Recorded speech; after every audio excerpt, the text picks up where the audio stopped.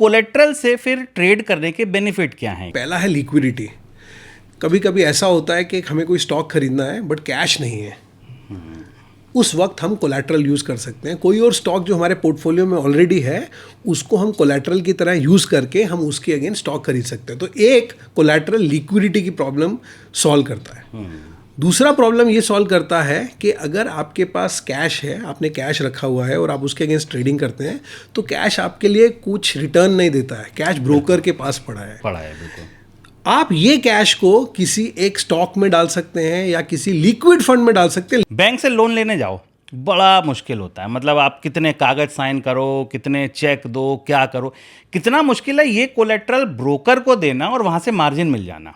1 and 8 minutes लगते हैं आपको ये कोलैटरल बेनिफिट मिलने को, और एक बार आपको कोलैटरल बेनिफिट मिलेगा आपको अपने फंड्स पेज पे दिखाई देना शुरू हो जाएगा। आपके पास अभी 5 लाख हैं, इसके अंदर एक हेयर कट का कंसेप्ट होता है। आपने 5 लाख दिए, उसके अंदर थोड़ा सा पैसा हेयर कट कटा, ये 4 लाख रुपए आपके पास मार्जिन होगी। इस 4 लाख के अगेंस्ट आप कुछ भी खरीद सकते हैं। अगर आप एफ&ओ में जाते हैं तो उस पर आपको इंटरेस्ट लगता है। क्या इस इंटरेस्ट के अलावा और किसी तरीके के कोई चार्जेस, और ये इंटरेस्ट लगभग कितने टका हो सकता है? तो जितना कैश कोलैटरल मैंने आपकी तरफ से एक्सचेंज को दिया उसके ऊपर इंटरेस्ट लगेगा 9% के हिसाब से। स्टॉक मार्केट में स्टॉक बहुत तरीके के हैं, ठीक है सर। निफ्टी के स्टॉक भी हैं, ब्लू चिप भी हैं, निफ्टी नेक्स्ट 50 भी है, और फिर नीचे पेनी स्टॉक तक ये लिस्ट जाती है। क्या सब पर कोलैटरल एक सा मिल जाता है? कोई भी स्टॉक आप देते हैं आपको उसकी पूरी वैल्यू कोलैटरल नहीं मिलती है। ओके।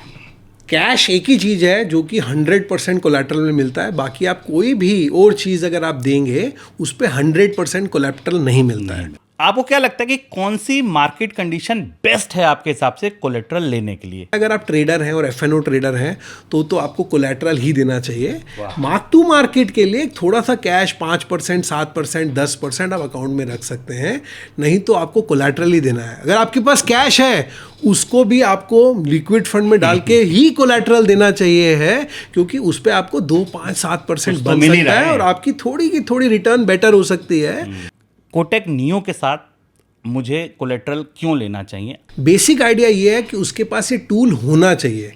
कभी कोई ऐसी अपॉर्चुनिटी बाजार में मिल जाती है जबकि बैंक में पैसा नहीं होता है, लेकिन मेरे को लगता है यार ये अपॉर्चुनिटी है, मुझे 5, 10, 15% दे के जाएगी, मैं क्या करूं। या कभी कभी ऐसा होता है कि आपके पास पैसा आने वाला है 7 दिन के बाद, हाँ, लेकिन अपॉर्चुनिटी है आज, तो कोलैटरल के बेसिस पे खरीदें और 7 दिन के बाद जब पैसा आए तो आप उसको चुका दें। Investments in securities market are subject to market risks. Read all the related documents carefully before investing.